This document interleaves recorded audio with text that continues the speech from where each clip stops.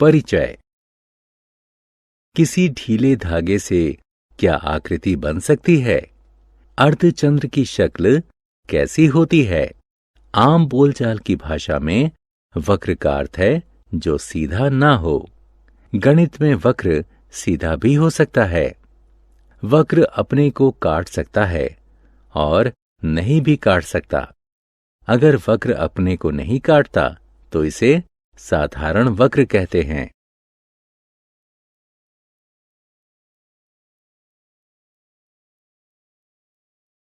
उद्देश्य।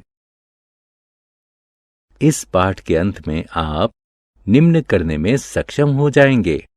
वक्र को परिभाषित करना, बहुभुज और उसकी भुजाओं, शीर्ष और कर्ण रेखा का वर्णन करना, वृत्त की परिभाषा और वृत्त के हिस्सों का वर्णन करना।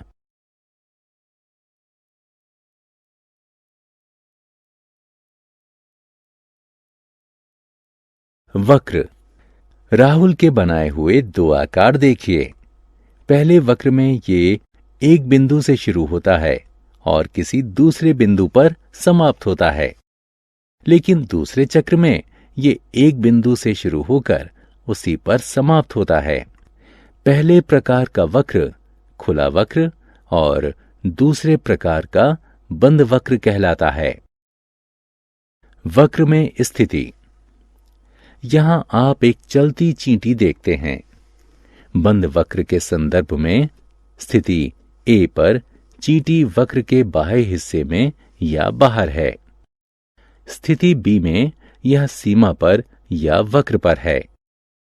स्थिति सी में चींटी वक्र के आंतरिक हिस्से में या भीतर है।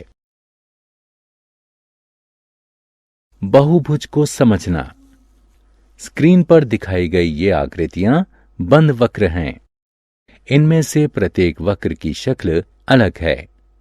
पहले 4 वक्र सीधी रेखाओं से बने हैं और ये बहुभुज कहलाते हैं।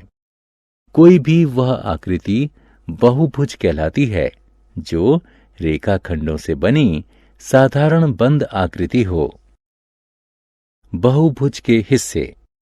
रेखाखंड A B, B C, C D, D E और ई ए बहुभुज A B C D E बनाती है। ये बहुभुज की भुजाएं हैं।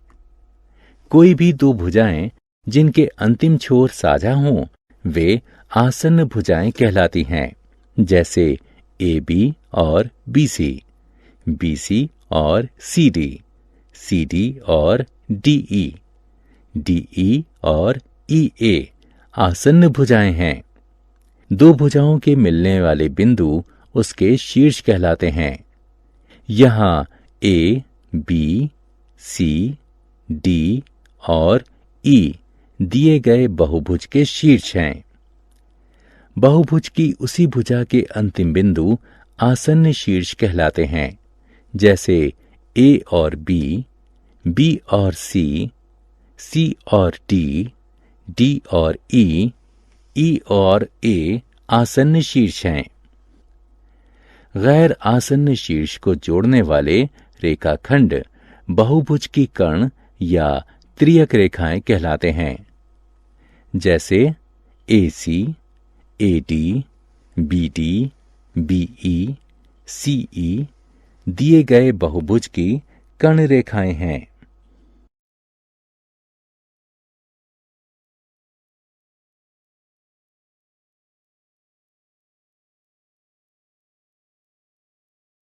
त्रिभुज।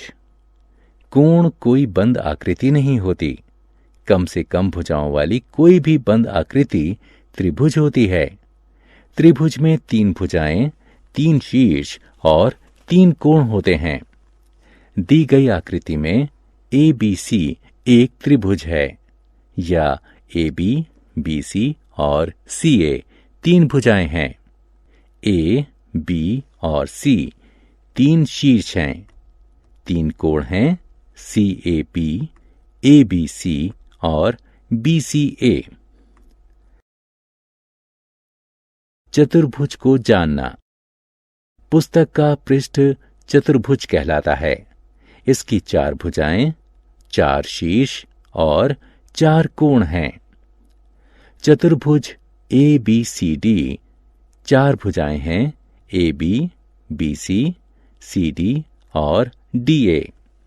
भुजा AB और BC, BC और CD, CD और DA आसन्न भुजाएं हैं। AB और DC, BC और AD आमने सामने की भुजाएं हैं। चतुर्भुज ABCD के 4 शीर्ष हैं, A, B, C और D। इनमें A और C, B और D आमने सामने के शीर्ष हैं। चतुर्भुज के 4 कोण हैं, DAC कोण, ABC कोण, BCD कोण और CDA कोण।